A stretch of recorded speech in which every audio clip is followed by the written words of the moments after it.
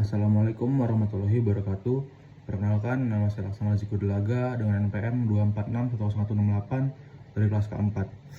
Pada kesempatan ini saya akan mempresentasikan hasil analisis biaya pada PT Semen Baturaja Tbk dengan kode saham SMBR. Analisis ini membandingkan kinerja perusahaan pada tahun 2004 dan 2025, khususnya mengenai perubahan biaya, pendapatan, serta laba perusahaan. Profil perusahaan dan sumber data. Pada slide ini dijelaskan mengenai profil perusahaan dan sumber data yang digunakan. PT Semen Baturaja Tbk merupakan perusahaan yang bergerak di sektor industri, semen, dan bahan bangunan. Perusahaan ini merupakan bagian dari Semen Indonesia Group atau SIG dan memproduksi semen kantong maupun semen curah yang dipasarkan terutama di wilayah Sumatera bagian selatan. Saya memilih perusahaan ini karena pada tahun 2005 PT Semen Baturaja berhasil mencatat pertumbuhan pendapatan dan laba bersih yang cukup tinggi, sehingga menarik untuk dianalisis dari sisi efisiensi biaya. Data yang digunakan berasal dari laporan keuangan tahunan yang telah diaudit tahun 2024 dan 2025, serta informasi kinerja perusahaan yang dipublikasikan melalui Bursa Efek Indonesia dan siaran pers perusahaan. Perbandingan kinerja keuangan tahun 2024 dan 2025. Pada slide ini terlihat perbandingan kinerja keuangan dan keuangan perusahaan. Pendapatan perusahaan meningkat dari sekitar 2,9 triliun pada tahun 2004 menjadi 2,36 triliun pada tahun 2025 atau naik sekitar 12,9%. Beban pokok penjualan juga mengalami kenaikan sekitar 10,4% dari 1,49 triliun menjadi 1,65 triliun. Walaupun beban pokok meningkat, pertumbuhan pendapatan lebih besar sehingga laba kotor meningkat menjadi 712,83 miliar atau naik sekitar 19,1%. Yang paling menarik adalah laba bersih meningkat dari 129,25 miliar menjadi 171,92 miliar atau naik sekitar 33%.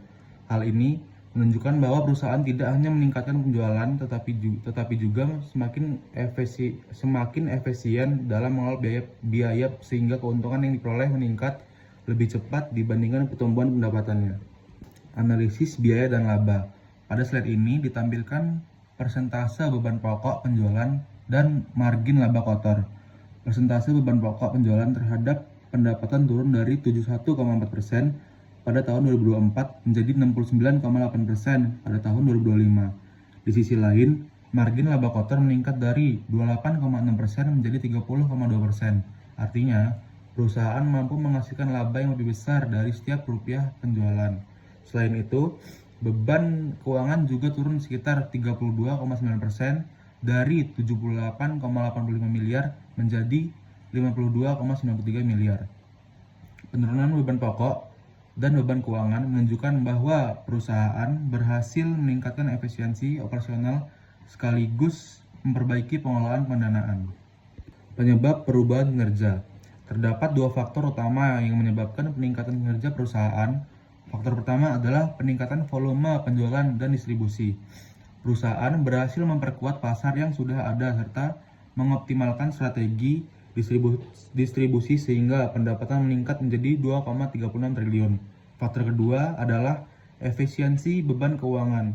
Melalui pengelolaan struktur utang dan biaya pendanaan yang lebih baik, perusahaan berhasil menurunkan beban bunga hingga 32,9%. Kedua faktor tersebut menjadi penyebab utama meningkatnya laba bersih perusahaan sebesar 33% pada tahun 2025. Kesimpulan dan rekomendasi. Sebagai kesimpulan, kondisi PT Semen Baturaja pada tahun 2025 dapat dikatakan semakin membaik. Hal ini terlihat dari meningkatnya pendapatan, laba kotor, serta laba bersih, yang menunjukkan bahwa perusahaan berhasil meningkatkan efisiensi biaya. Meskipun demikian, beban pokok penjualan masih mencapai sekitar 69,8% dari pendapatan, sehingga perusahaan masih perlu mengendalikan biaya produksi, terutama biaya energi dan bahan baku. Oleh karena itu, saya memberikan dua rekomendasi. Pertama, perusahaan perlu terus meningkatkan efisiensi produksi, misalnya dengan mengoptimalkan penggunaan energi dan bahan bakar alternatif agar biaya produksi semakin rendah. Kedua, perusahaan perlu memperluas wilayah pemasaran dan memperkuat strategi distribusi sehingga pertumbuhan penjualan dapat terus dipertahankan. Dengan langkah tersebut, diharapkan perusahaan mampu meningkatkan daya saing sekaligus menghasilkan laba yang lebih tinggi pada masa mendatang. Sekian presentasi dari saya. Terima kasih atas perhatian Bapak dan Ibu dan teman-teman. Wassalamualaikum warahmatullahi wabarakatuh.